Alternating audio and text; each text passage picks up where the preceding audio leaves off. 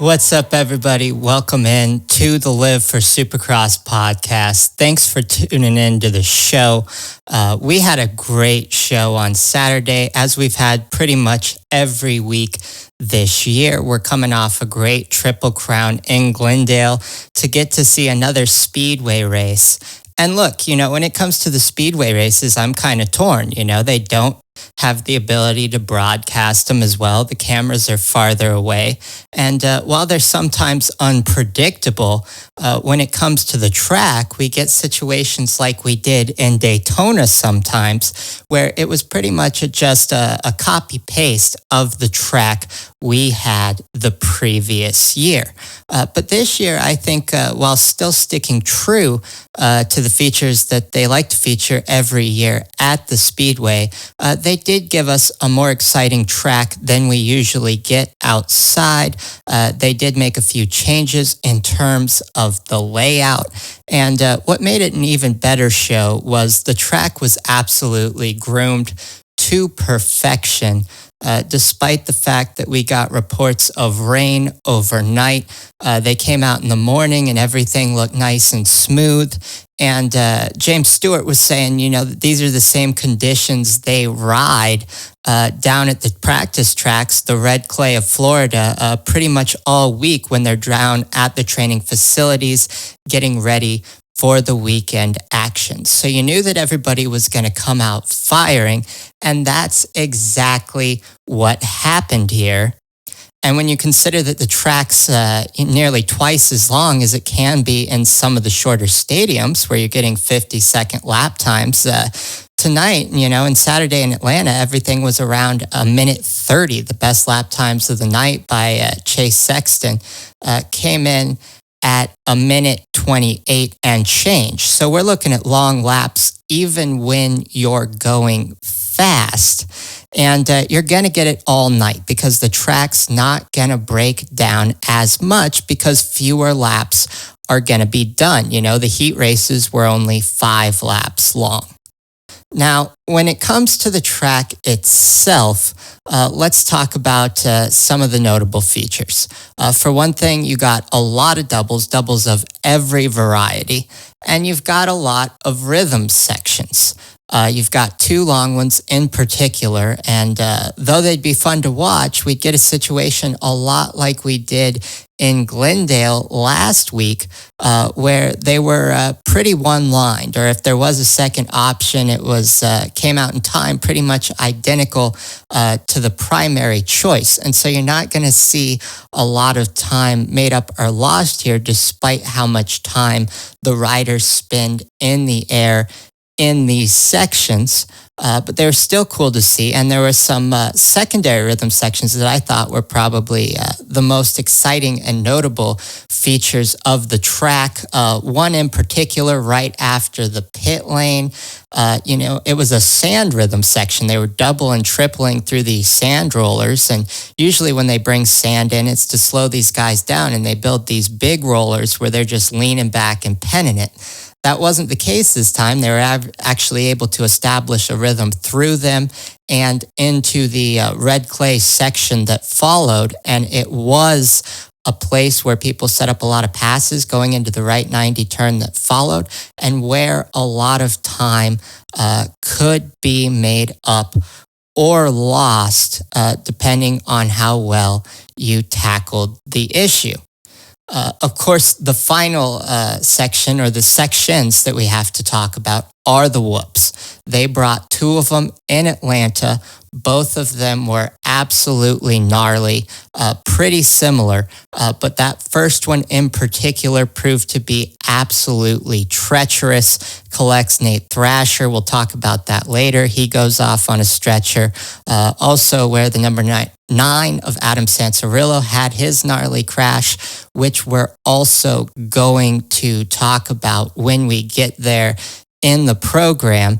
And even Cooper Webb said these things are gnarly, a guy who's not eager to admit that he struggles with anything, and the troughs in between them, you could lay a king-size bed down there, and yet they were hard to establish a jumping line through because they were so steep. You couldn't really lay the bike in there at any point and get both tires down to deliver any gas. And these would prove to be a big separator, as the gnarly whoops have proved to be all season and generally proved to be in the sport. Now, before we go ahead and talk about what happened last night, let's talk about what happened here in Atlanta last year. Normally, I don't put that much stock in what happens from year to year. The guys are at different points, at so many points throughout their seasons. I'm not sure it's always relevant. And the tracks do change both in conditions and layout from year to year. But with these outdoor tracks, you can see people establish some consistency. We know how many Eli's won in Daytona, and certain people tend to specialize in these hybrid situations, where it's got elements of both motocross and supercross blended into it. A guy like Nate Thrasher is someone you'd expect to be good here, but not as good as Hunter Lawrence. When you look at the 250s last year, we had an East-West showdown, not what we got here this year. This year, we're just going with the East class. The East-West showdown is next week. But Hunter Lawrence won here in 22. He beat Christian Craig straight up, and he beat his brother, who did recover to third, but who had some awful luck early. And I mean, look, we already know Hunter Lawrence is the strong favorite coming into this thing. He's won 5 out of 6 this year, took a third in the one he didn't win. But when you factor in how good he is at these kinds of tracks and how he did here last year, I think it's maybe worth pointing out that he's an even stronger favorite than normal. Now, when it comes to the 450s, it was the new father of El Hombre, Jason Anderson, who won here last year. At round 14 was when Atlanta happened last year. He won that race and the next 3, taking the last 4 of the season. Eli had it locked up by this point, so he was not challenging Anderson at all. Either way, it was nice to see Jason Anderson have a late season resurgence in 22, and we certainly know that he needs one this year. But with him just having a kid and the trying week he had, even by a Supercross racer standards, I saw this thing going absolutely one of two ways. He was either going to come out and win the main event by 30 seconds in commemoration of the event, running on pure adrenaline, or he was going to be so exhausted that he ended up taking last place. Of course, we know that latter option is what ended up happening. But there were moments earlier on in the night, which we'll talk about when we get to the heat races, where he did seem like he was going to come out and just gut this race out in Atlanta. But when you look at last year's race, despite the number 21 winning, he really should have taken second place there. Chase Sexton had the lead early, took off, was gone, leaned over in a bull berm, and listening to Ricky Carmichael commentate on the thing was like absolute deja vu.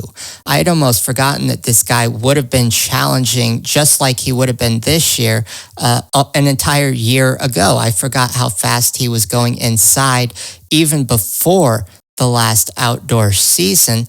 And he was doing things like has been throughout this season, putting it down, washing the front end. Here last year, was able to recover for a third place, I believe, in that event. We're hoping for better for him here in Atlanta going into the thing. And he stayed up last week. In all 3 events, he looked pretty good, looked safe, looked a little tight, but got it done despite lacking the raw speed. Now we want to see if he can do that with the speed as well. And it seemed like this would be a week that he could do it. He certainly is capable of sending it on these longer, faster tracks as much as anyone. As for what it looks like going into this thing this year, besides the obvious favorite of Hunter Lawrence, it could go, if not him, to pretty much anyone on the Star Yamaha crew. We mentioned Nate Thrasher earlier. This is a home race for him, and that guy with the drawl always seems fast outdoors. His teammate Jordan Smith, he's got some incentive, right? Because this guy DNF'd and had to sit around for a while afterwards just ruminating on it. So you know that he's motivated and you know he's got the speed if he can keep the bike up. And then you've got Hayden Deegan. He's already got 2 third places and you know that he is expecting to do better than he has already. You know he wants a second, you know he wants a win, and he seems to be getting up the spunk and confidence to do it. I don't think anybody would be surprised with a second or even a win just with a little bit of luck. And last note on the 250s there, Joe Shimoda's back. You don't expect him to have the pace after being out as long as he has been with a collarbone injury. But it's just nice to see him out there. Seems like a chill, mellow dude. And boy, was he fast at the end of outdoors last year. And we just hope he can get some bike time in preparation for the outdoor motos this season. As for Eli Tomac, doesn't have it wrapped up this year, moving on to the 450 class, but looked as good as ever in Glendale, and he's no slouch at speedways. We talked his record, but at the same time, if you look at his record, his pace is almost always one on, one off.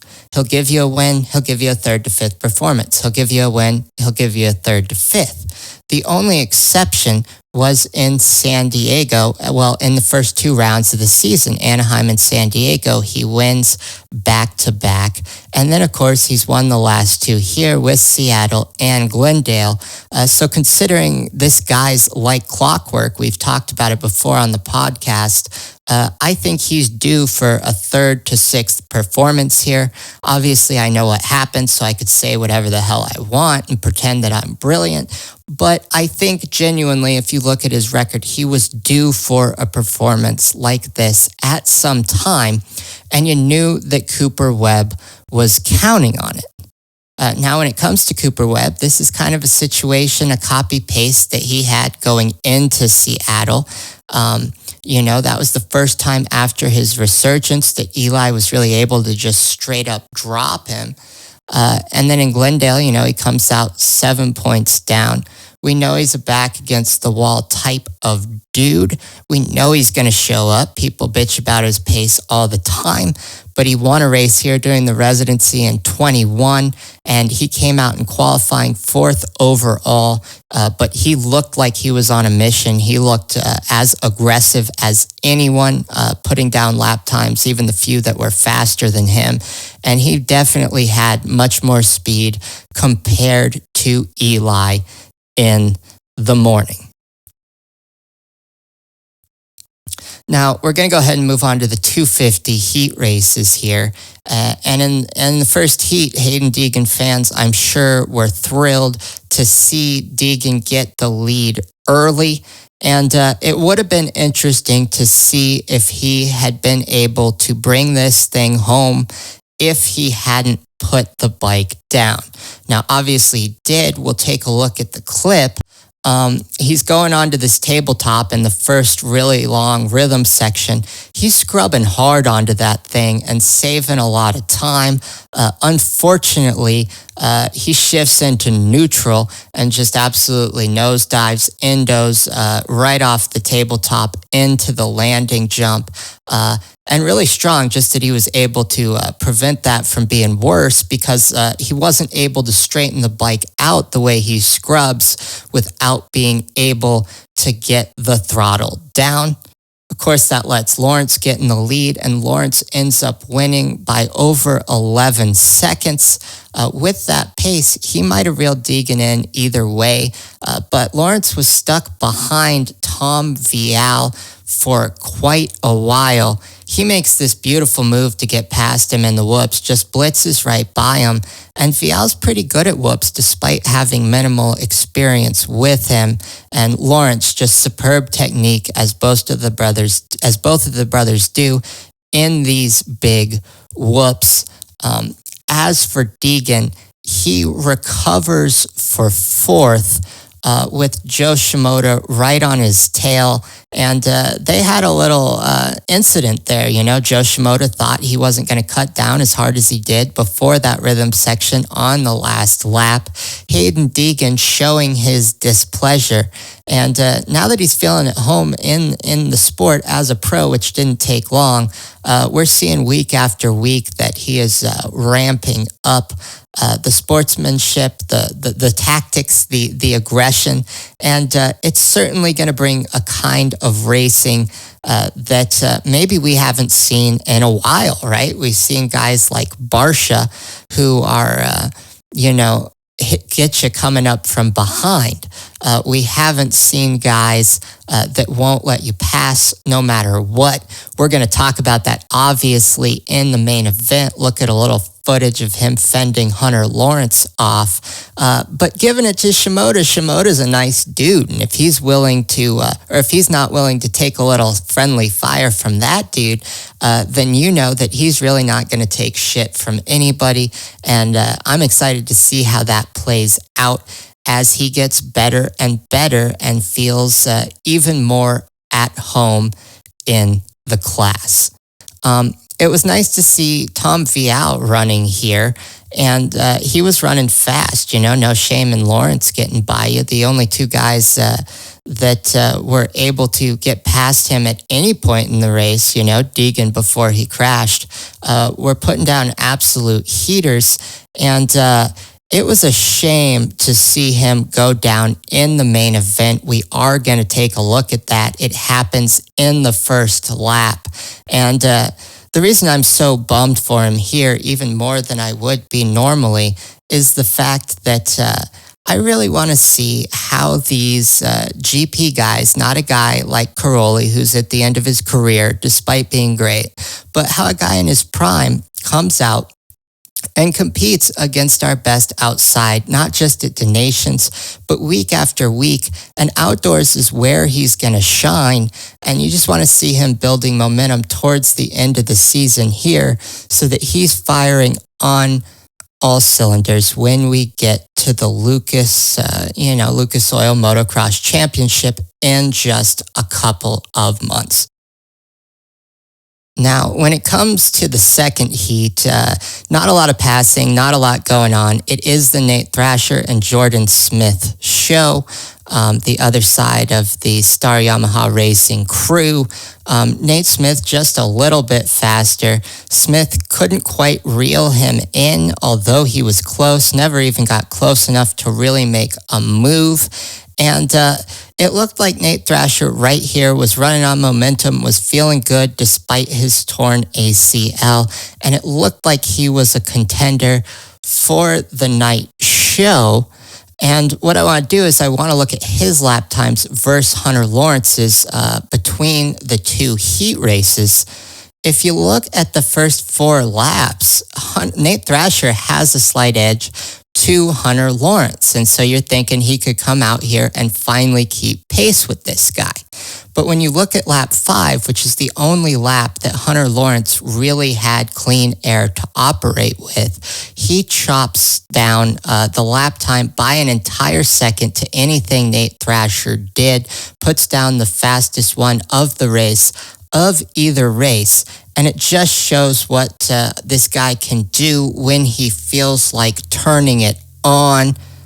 I gotta think if you are anybody but Hunter Lawrence seeing that performance early, you're not really going to be too stoked on your chances lining up for the 15 minutes plus one lap in the night show. Now, when we get into the 250 main, it doesn't take any time for shit to get pretty crazy. Right from the first lap, stuff starts going down, and that's where the majority of the action would happen. The things that happened in the opening moments would set the precedent for the rest of the race in a way, and certainly for the individual riders concerned. Right out of the gate, we see Deegan and Hunter Lawrence get a great jump. We saw how they did in the heat. We knew they were going to be contenders. And apparently Hunter Lawrence has been paying attention to Hayden Deegan's improvement as well as Hayden Deegan's riding style, because he did not want to have to spend any time behind this guy. And more importantly, he didn't want to risk having to try to get around him. So early on, after the finish line doubles, he boxes him out. Right before that tunnel jump, we'd see this happening a lot. And of course, Hayden Deegan would pay him back just a couple laps later. But before we could talk about that, we have to talk about the Tom Vial crash that happened right here in the very first lap. We're going to look at a clip of this thing, and it was entirely gnarly, man. And not just for the reasons you might think, because when you check it out, it's pretty obvious what happens. They come over the finish line double, and then there's that second enormous double. And Cody Schock comes in from his line on the outside, and Tom Vial ends up getting sandwiched between him and another rider. At first, there's enough distance that Vial's going to be okay, but Schock is drifting over. I don't know if he got cross-rutted or if he simply didn't realize someone was there and he's trying to cut towards the inside for the tunnel jump. But his front wheel comes in, or his back wheel comes into Vial's front end, and Vial sees it happening. And what's amazing about this, I've seen guys come together in the air before, and it's a tragedy when that front end gets taken out and the bike starts to lean over, because you know the guy's not going to be able to recover it. And in this instance, Vial didn't even have time to bail. But when you watch it the second time, what I really want you to pay attention to is that Vial sees this coming and he tries to kick Cody Schock's bike away from him. Like some sort of ninja, the number 128 gets the right leg out and ends up making contact with Schock's fender. He kicks it pretty hard. You could see it flapping. And, he was aiming for the back tire. And one, I've never seen that presence of mind. And two, I've never seen a back tire kicked out in mid-air with hang time like that. I would imagine Cody Schock would have gone spinning, and while I'm glad he didn't get hurt, there wasn't a second injury, it would have been amazing to see if Vial had been able to anticipate that action just a moment sooner. Whatever the case there, Vial does not finish the race. And as we alluded to earlier, quite a shame, because this dude, we wanted him to be fit for the outdoors. I don't know if he's going to be back next week. The guy's taken heavy slams before. He's crashed just this season and come back from it. He's a tough dude. Those MXGP guys are. But he fell from some altitude, and I am curious to see the injury report on that. I hope the Frenchman gets better soon, if he's out at all. Meanwhile, same time this is going on, Hunter Lawrence almost has a gnarly crash of his own. We know he likes to build a little gap early and then just maintain it, and that's especially what he wanted to do with Hayden Deegan on his tail. Knows this kid is coming, and he's pushing it so hard he just loses track of where he is in that rhythm section just after the mechanics area. Once they transition to the red clay, he tries to triple what is clearly a double, gets a hand, just lands right on top of the third jump. Front wheel compresses hard, and he gives it a handful of throttle, which probably is what allowed him to save it in the end. But it sends him flying off the back of the bike Superman style. The fact that he could save this thing was absolutely incredible. And that might be the save of the year. The only contender, maybe last week, RJ Hampshire in Glendale nearly loses it through the whoops. He was sending it there all day, nearly to his detriment. He ends up coming off the back of the bike in a similar fashion, and he's doing it in a whoops section.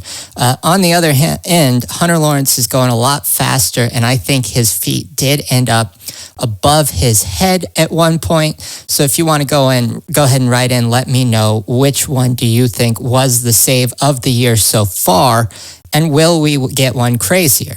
And, I got to say, with these top caliber riders, the real cream of the crop, it's amazing because not only can they ride better than other guys, but what we're seeing is they're also able to save crashes in situations where anybody else would have gone down. It's a testament to their strength and I think their coordination, and I think we're going to see even more of it.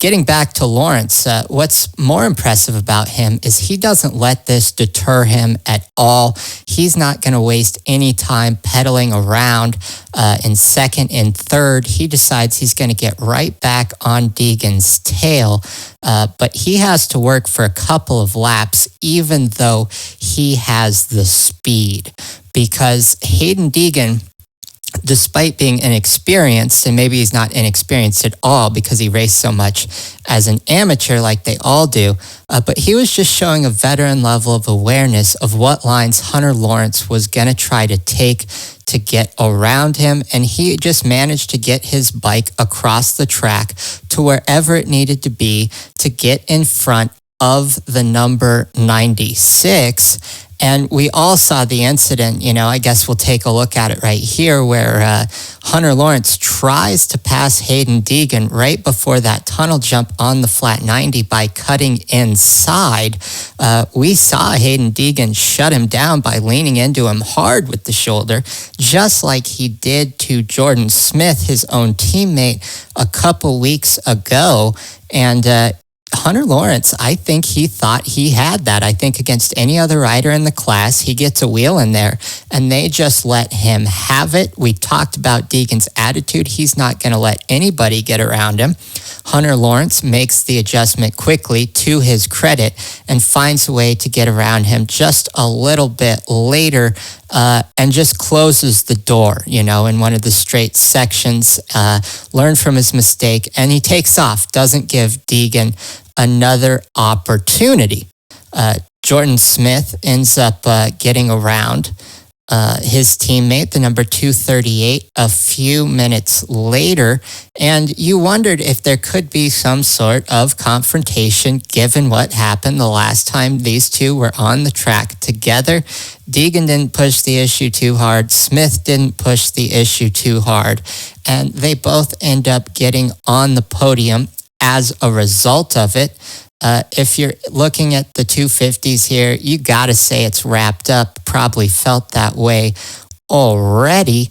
But, over 40 points for Hunter Lawrence. But I guess the most interesting thing, if you're a motocross fan, is that Hayden Deegan looks like he's going to take second in the championship points if he keeps riding like this. His rookie season, after coming out in a futures event and not even placing that well, not even making the podium for someone of his talent.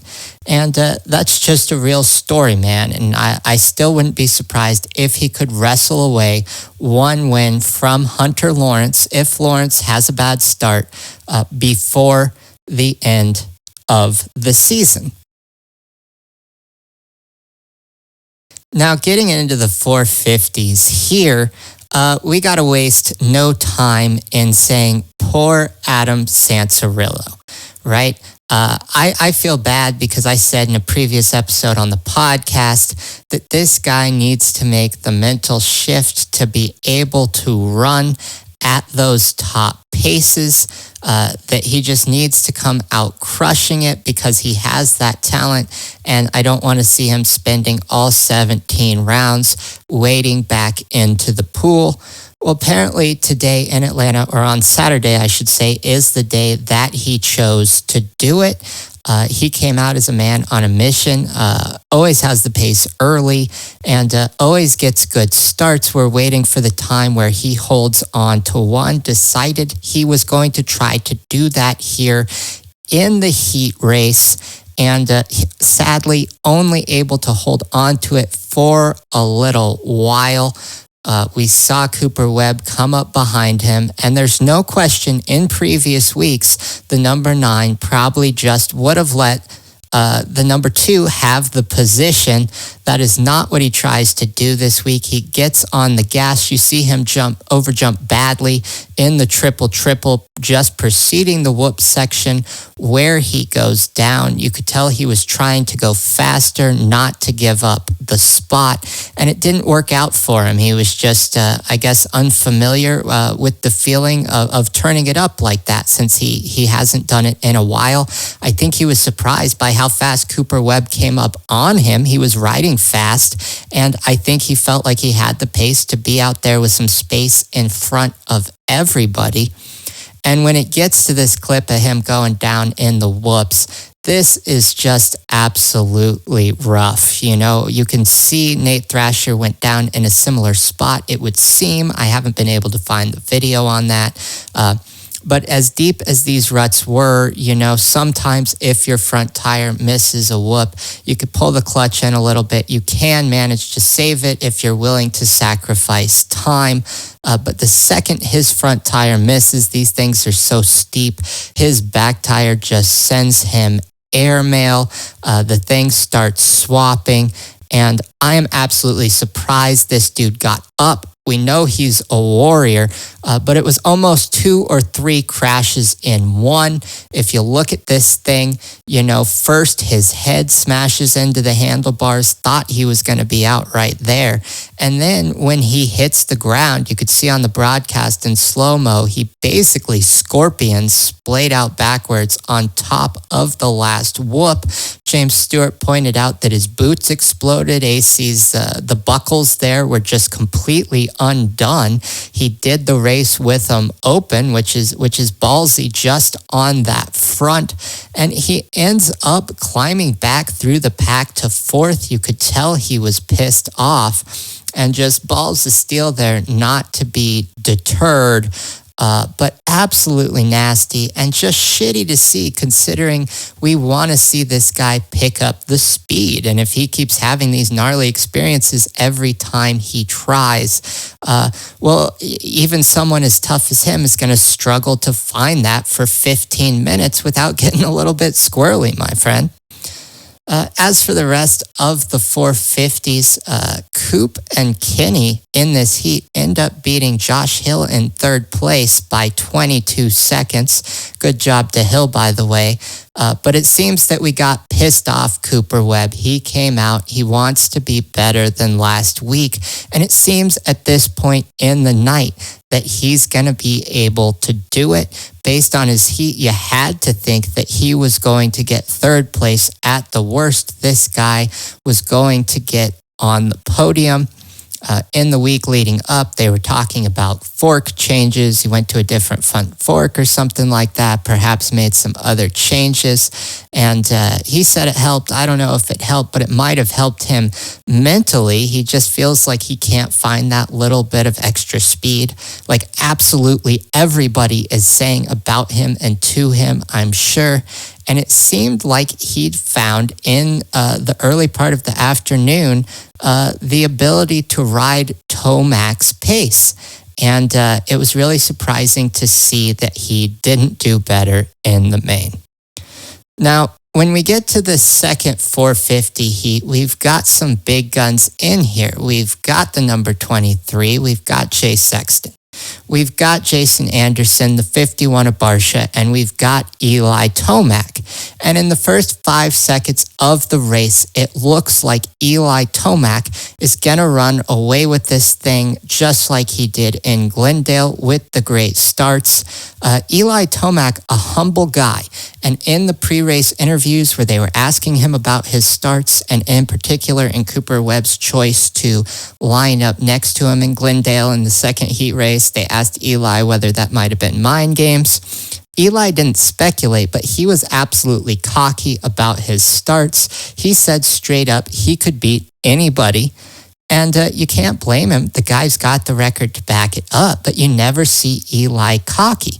And so you're thinking if he says he's going to do it, he's definitely going to do it. Comes out here, gets a jump by 3 bike lengths going into the first turn, and then this happens.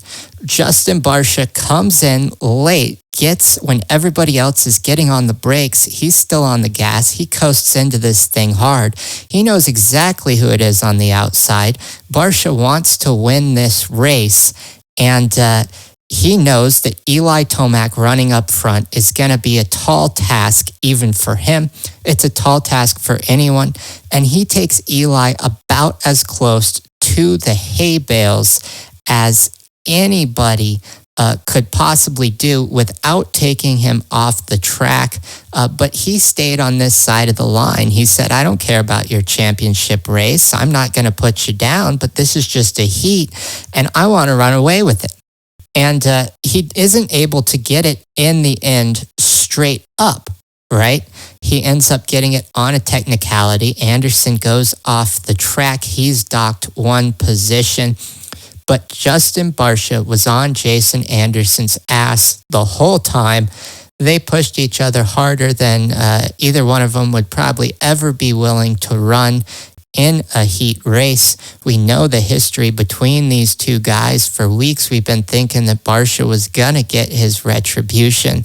But he's running so damn fast now, getting on the podium routinely, not riding to that degree, keeping it clean. Just wants to beat Anderson straight up. And you could tell not only was he exhausted when he pulled to a stop after the heat, but he was mad he didn't get Anderson straight up. He really wanted that one. And I guess if you have a silver lining for him, it would be that he absolutely tuckered Jason Anderson out for the main. We know that Jason Anderson ends up pulling off in that one for unknown reasons, probably just exhaustion. And we'll talk about the things he did that exhausted him in that main event. But here, Justin Barcia had just tuckered out the new dad already. He must have pushed himself harder than he wanted to in that Georgia heat. Now, we don't always talk about the LCQ on this show, mostly sticking to the top contenders. It's not that we don't have love for the privateers. It's just that there's so much action to get to, we can't always fit it in. But sometimes some of the top guys end up in the LCQ too, battling it out with these guys that drive themselves to the event week after week. You gotta love these guys. And the cowboy Aaron Plessinger ends up in the LCQ on Saturday in Atlanta.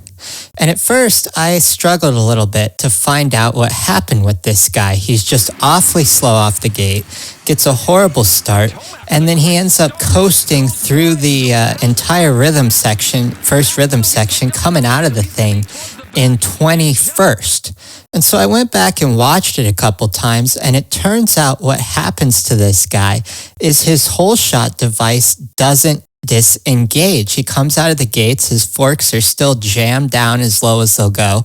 He comes around the first turn, still can't get it, tries to hit the on-off, and he can't because of the suspension situation. And I think he does finally get it sorted out, but by the time he does, as we said, he's down there in 21st, and he's not able to climb back, ends up 1 spot out. And of course, he does go off and win the LCQ. But in that first turn where there's been all that chaos before the 90 into that tunnel jump, he takes a hard bump from someone. And that's simply not how the top guys ride in the 450 class, the top dudes that aren't going to the LCQ. And I don't think Aaron Plessinger was prepared for that. I don't think he's the type of homie to expect special treatment. But again, just not used to it. And a good recovery from him to stay up on that bump, settle in, and take the opportunity when it presents itself. And while we're talking about the LCQ anyway, there was one moment in there that was just absolutely great. The privateer John Short, he's in 6th place. He's coming in after that first whoop section into that tight turn, taking the inside line into the second whoop section, and he just comes in with so much throttle. He knew he was on the bubble, and he had no chance of stopping. Slams on the brakes, ends up running right into Joan Cross. I'm sure I butchered his name, so I'm sorry for that. But the 848 was in contention. He was in 2nd place and ends up not making it because John Short just way overestimated how late he'd be able to get on the brakes, and just a bummer for the 848. I hope he makes it into the main next week if he has to go through the LCQ at all. Maybe if someone else ruins your night and you were set to get it, maybe you should just get a pass in some circumstances, although I guess the chaos of the LCQ is what makes it so attractive as fans.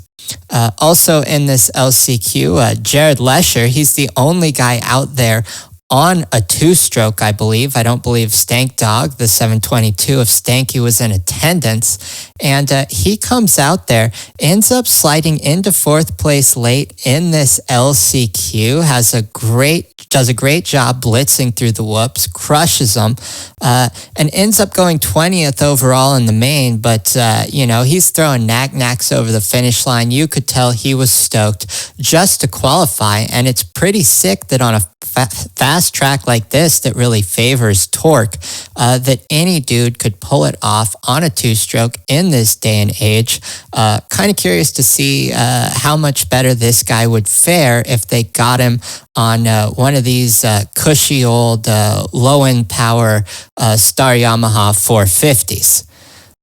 Anyway, I guess at this point, we ought to go ahead and get into the main event. No more messing around with this preliminary bullshit.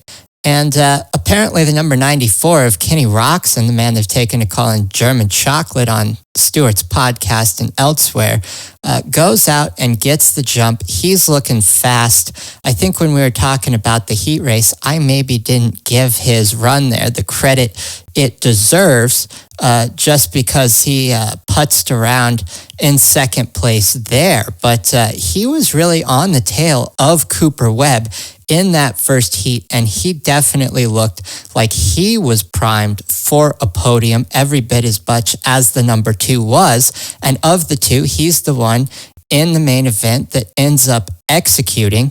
Of course, not more than everyone. Sexton took away the whole shot that Kenny Roczen got real fast, just dipped on the inside of his old buddy.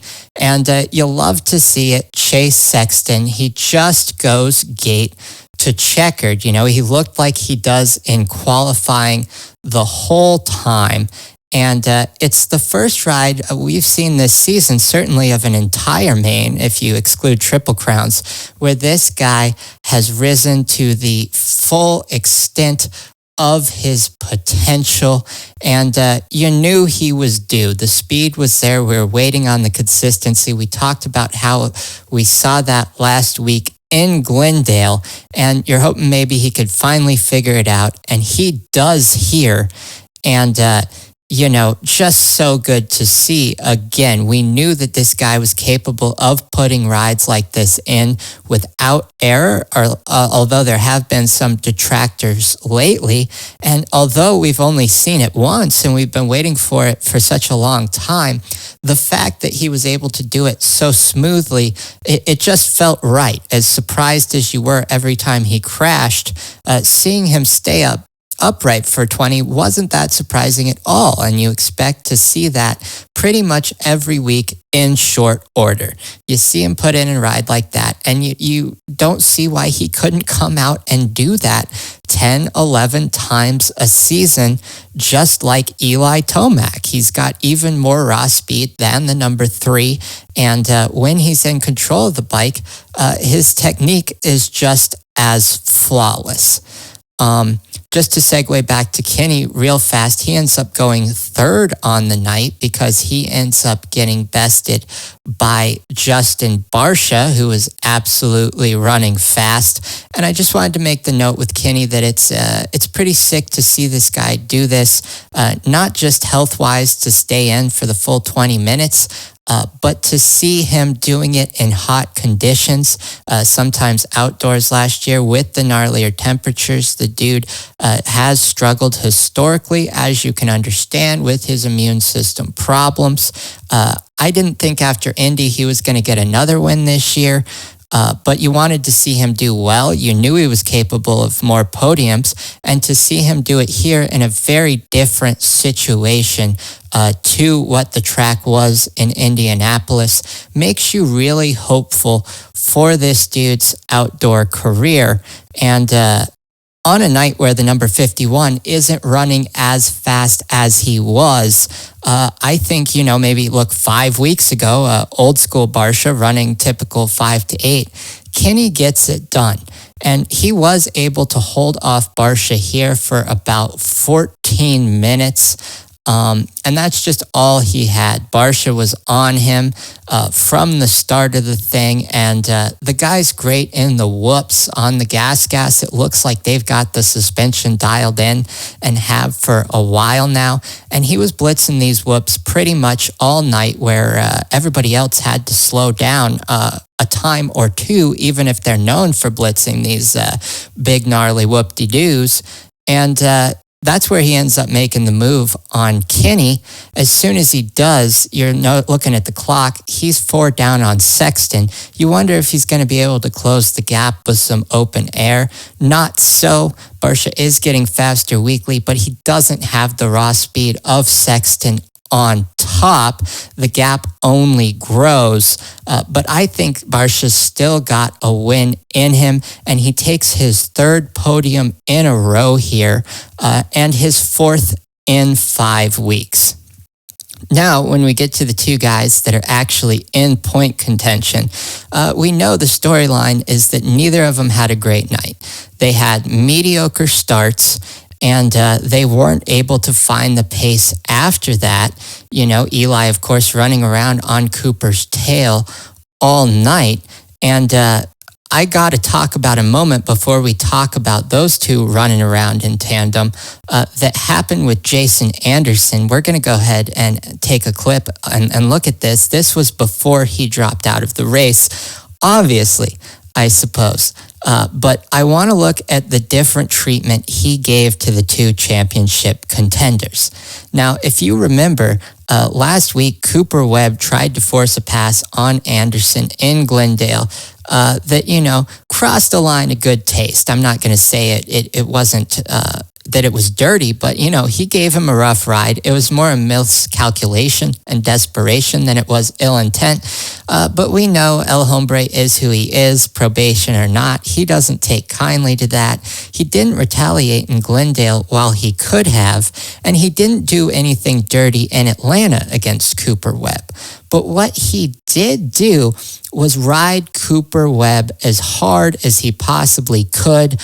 You could tell by his body language he wasn't going to be able to keep it up for the full 20 minutes, but he did everything he could to take Webb's lines away. Although Webb was running faster, Jason was just not going to give him any real estate.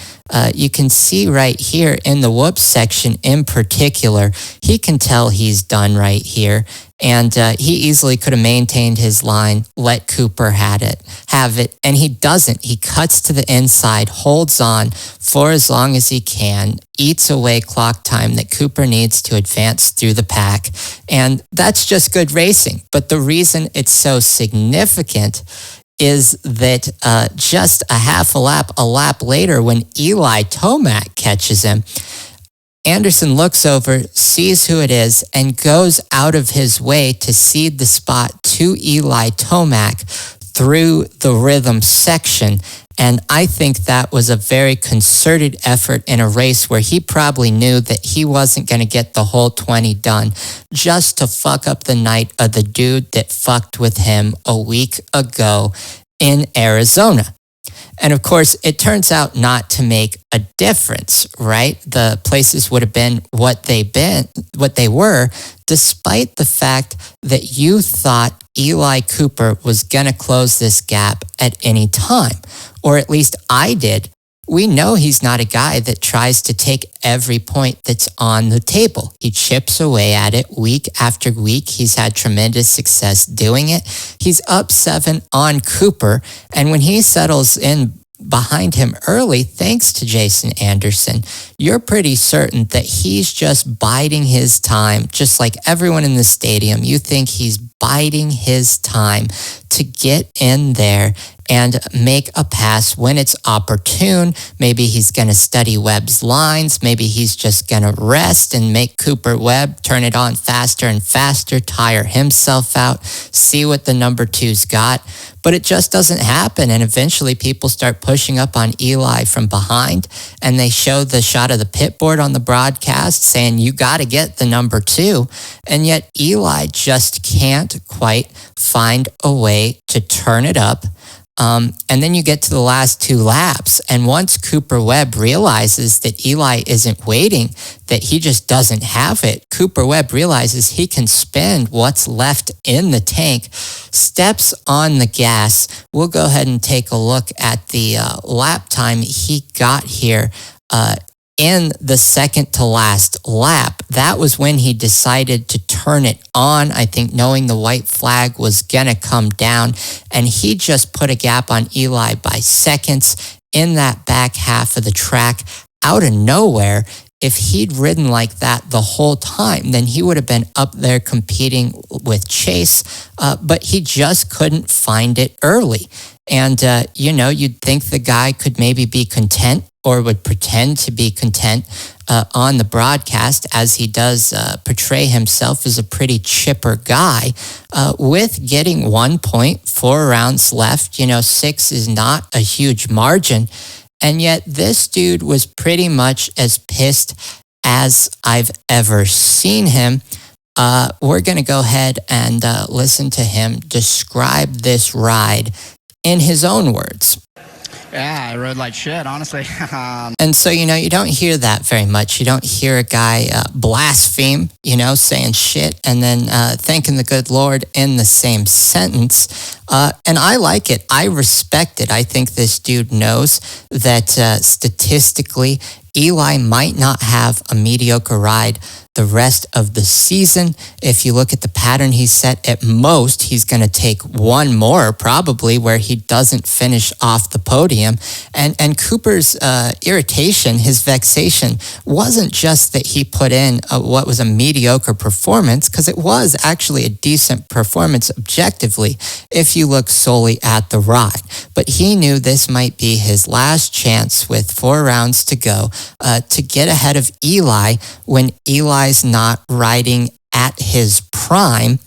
And, if Eli takes 5th and Coop takes 1st, that's an entirely different ball game. He's coming away with the red plate again, and I bet that he probably could have sniffed that out, I think, early on in the day when he saw how fast he was running, how well the new suspension front-end changes were working.